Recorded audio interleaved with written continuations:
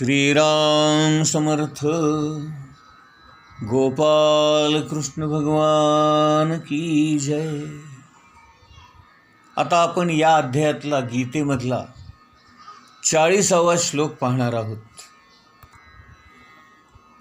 इंद्रियाणि मनोबुद्धिर अस्य अधिष्ठानम उच्यते एतैर्विमोहयति एष ज्ञानम आवृत्य देहिनम्. इंद्रियाणि मनोबुद्धिर अस्य अधिष्ठानम उच्यते एतैर्विमोहयति एष ज्ञानम आवृत्य देहिनम्. इंद्रियाणि मनोबुद्धिर अस्य अधिष्ठानम उच्यते एतैर्विमोहयति एष ज्ञानम आवृत्य देहिनम्. या श्लोकाचा अर्थ आपण बघूया. इंद्रिये, मन आणि बुद्धी ही या कामाची निवासस्थाने असतात. यांच्याद्वारे काम आत्म्याच्या शुद्ध ज्ञानाला आच्छादित करतो आणि त्याला मोहित करतो. भगवान श्रीकृष्ण अर्जुनाला सांगतायत, अर्जुना, अरे बाबा, इंद्रिय, मन आणि बुद्धी या ठिकाणी हा काम वस्ती करतो. हा काम यांच्या योगाने ज्ञानाला आच्छादित करून टाकतो आणि देहाभिमानी असणाऱ्या आपल्या आत्म्याला नाना प्रकारे तो मोहित करतो. आता या श्लोकावर आधारित ओवी क्रमांक 266 आपण बघूया. तैसे उपाय कीजती जे जे ते ते यासीची होती विरजे. म्हणोनी हटिया ते जिणिजे इहीची जगी. ज्ञानेश्वर महाराज म्हणतायत, त्याप्रमाणे आपण इंद्रिय दमनासाठी जे जे उपाय करता येतील ते करावेत. त्यांचा फायदा या इंद्रियांनाच होईल. जे हठयोगी असतात ते इंद्रियांना बळजबरीने जिंकायचा प्रयत्न करतात, परंतु त्यांना देखील आपले विकार आवरणं शक्य होत नाही. म्हणून या ज्या काही वासना असतात त्या दाबून टाकाव्यात. काही काळाने त्या दाबून टाकलेल्या वासना पुन्हा एकदा उफाळून वर येण्याची शक्यता फार मोठी असते. पुढच्या ओवीमध्ये ज्ञानेश्वर महाराज म्हणतायत, ऐसिया ही साकडा बोला एक उपायो आहे भला. तो करिता जरी अंगवला तरी सांगेन तुझं. अशाही अडचणीतून बाहेर पडण्यासाठी एक उपाय आहे आणि तो अतिशय भला आहे, चांगला आहे आणि तो नक्कीच तुला साधेल. असा उपाय मी तुला आता सांगतो. आता आपण या अध्यायातला गीतेमधला 41वा श्लोक पाहूया. तस्मात् त्वं इंद्रियाणि आदौ नियम्य भरतर्षभ. पाप्मानं प्रजहीहि एनं ज्ञानविज्ञाननाशनम्. तस्मात् त्वं इंद्रियाणि आदौ नियम्य भरतर्षभ. पाप्मानं प्रजहीहि एनं ज्ञानविज्ञाननाशनम्. तस्मात् त्वम् इंद्रियाणि आदौ नियम्य भरतर्षभ पाप्मानं प्रजहिहि एनं ज्ञानविज्ञाननाशनम्. आता याचा अर्थ आपण बघूया. भगवान श्रीकृष्ण अर्जुनाला सांगतायत, म्हणून हे भरतर्षभ असणाऱ्या अर्जुना, इंद्रियांचं नियमन करून पापाच्या या महान प्रतीकाचा म्हणजेच कामाचा तू प्रारंभीच निग्रह कर आणि आत्मसाक्षात्काराच्या या ज्ञानाचा विनाश करणाऱ्या या कामाचा तू वध करून टाक. भगवान श्रीकृष्ण अर्जुनाला सांगतायत, अर्जुना, अगोदर तू आपल्या इंद्रियांवर ताबा मिळव, त्यांचं नियमन कर. इंद्रियांचं नियमन करून तू ज्ञान प्राप्त करून घे आणि आत्मसाक्षात्कार रूपी ज्ञान आणि विज्ञान यांचा नाश करणाऱ्या या पाप्याला म्हणजेच या काम क्रोध वगैरे विकारांना तू दूर सार, त्यांचा त्याग कर. आता मागच्या ओवीमध्ये ज्ञानेश्वर महाराज म्हणाले, मी तुला आता एक छान उपाय सांगतो. तो काय उपाय आहे तो आता इथे ते सांगतायत. ओवी क्रमांक 268. यांचा पहिला कुरूठा इंद्रिये, येथुनी प्रवृत्ती कर्मा ते विये, आधी निर्दळुनी घाली तिये सर्व थैव. काम क्रोध वगैरे या विकारांचं घर, त्यांची राहण्याची जागा म्हणजे ही इंद्रियच आहेत. आणि या इंद्रियांचे जे विषय आहेत ते विषय म्हणजे मी जे वेगळेपणाने पाहून भोगू शकतो असे ते विषय. या दृश्य जगाला मी जेव्हा सुखाची झालर लावतो तेव्हा हे दृश्यच माझा विषय बनतात. नाहीतर दृश्य असलं तर असू दे, त्याने काय बिघडणार आहे. परंतु या दृश्यापासून मला सुख प्राप्त होईल अशी जेव्हा मनामध्ये भावना निर्माण होते तेव्हा त्या दृश्याला विषयत्व प्राप्त होतं. आणि हा जो विषयांचा खरा साठा असेल तर ती इंद्रियांमध्येच असतं. इंद्रियांमध्ये हे विषय राहतात आणि म्हणून विषयांचं भांडार असणारी ही जी इंद्रिय आहेत त्यांना तू आवर, त्यांच्यावर तू ताबा मिळव.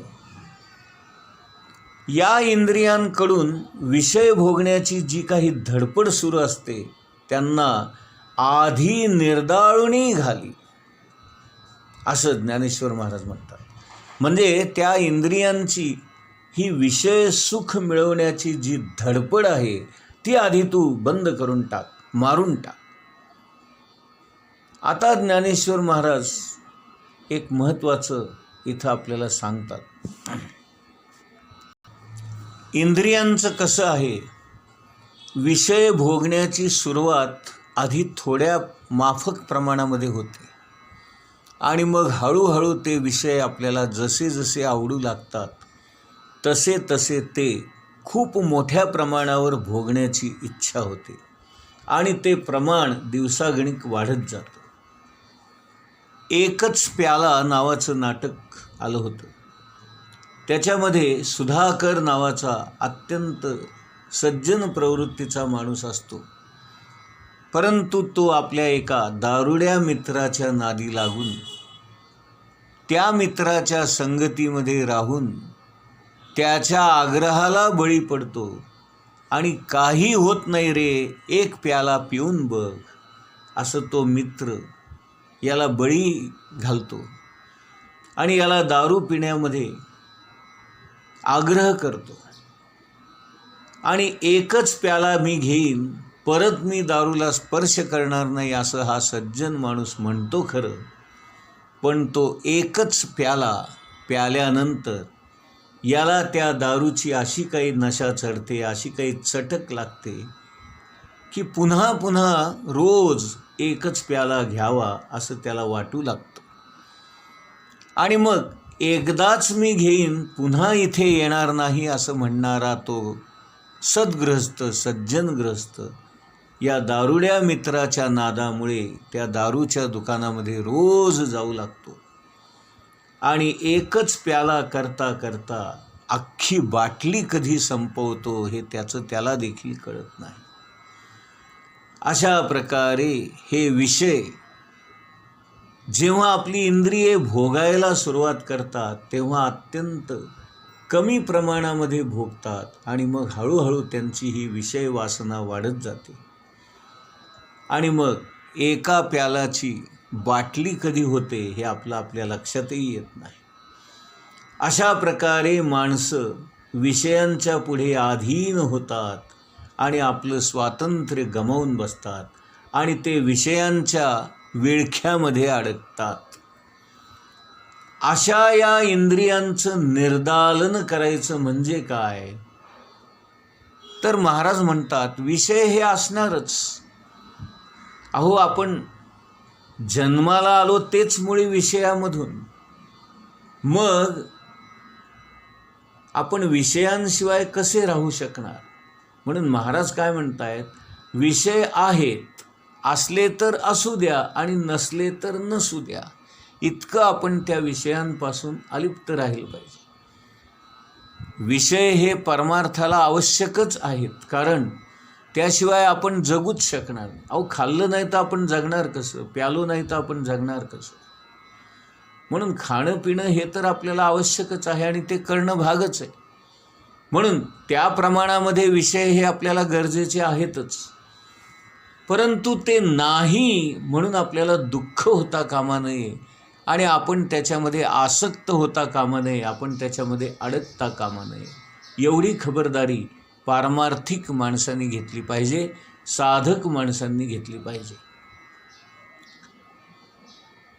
तरच आपलं जीवन सुखी होईल, आपल्या हातून साधना घडेल आणि आपल्या हातून परमार्थ घडेल. साधू संतांचा हाच प्राण असतो. त्यांना या जगाची पर्वाच नसते, कारण इंद्रियांचं स्वामित्व यांच्यावर असत नाही, तर यांचं स्वामित्व इंद्रियांवर असतं. एखादी वस्तू असली काय आणि नसली काय त्यांना काहीच त्याच्याबद्दल वाटत नाही. हे सगळं सांगण्याचा हेतू एवढाच आहे की आपण आपल्या इंद्रियांच्या किती आहारी जायचं, किती त्यांच्या ताब्यात जायचं आणि किती त्यांच्या विषयांमध्ये वासनांमध्ये अडकायचं हे ज्याने त्याने ठरवायचं आहे. खरी अवस्था अशी आहे की आपल्याला देह जगवायचा आहे. अन्नमय प्राण असं आपण म्हणतो आणि म्हणून आपला देह जगण्यासाठी अन्न खायला घालणं आवश्यक आहे. परंतु आपल्याला जितकं गरजेचं आहे, आवश्यक आहे, जरूर आहे तेवढंच आपण खावं. खाण्याच्या आहारी जाऊ नये, आधीन होऊ नये. एकदा का आपण आधीन झालो की आपलं शरीर अधिक स्थूल होतं आणि भगवंत हा सूक्ष्म असल्यामुळे स्थूल देह आपल्याला त्या सूक्ष्म असणाऱ्या भगवंताकडे जाऊ देण्यासाठी आडकाठी करतो आणि स्थूल देहामुळे आपल्याला भगवंतापाशी जाता येणं अवघड पडतं. संतांच्या घरी सतत अन्नदान असतं. ते माणसांना पोटभर खाऊ घालतात, म्हणजे अगोदर ते त्यांची वासना तृप्त करतात, त्यांची वखवख शांत करतात, त्यांच्या इंद्रियांना स्वस्थ करतात आणि मगच त्यांना अध्यात्माविषयी किंवा साधनेविषयी सांगतात. माणूस जेव्हा भोगांच्या अधीन होतो तेव्हा त्याला बाकी काहीच सुचेनासं होतं.